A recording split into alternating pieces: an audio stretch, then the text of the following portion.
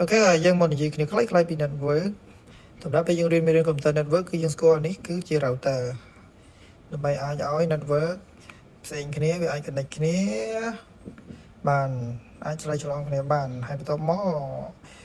វាអាច connect មកកាន់ switch គឺមានសញ្ញាប្រួយទៅមកបែបនេះហើយ switch គឺត្រូវ connect មកកាន់ computer ផ្សេងអញ្ចឹងណា port របស់វាដែលវាប្រើគឺ RJ45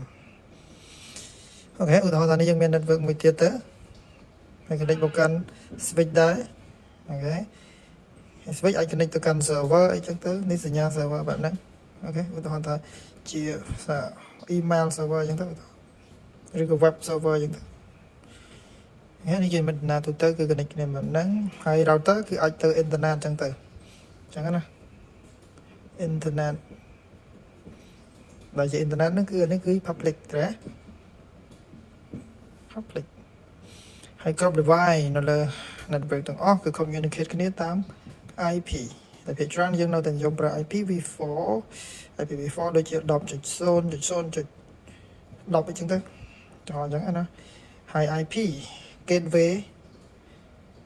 គឺជា IP របស់ router ឧទាហរណ៍ថា 10.0.0.1 ចឹ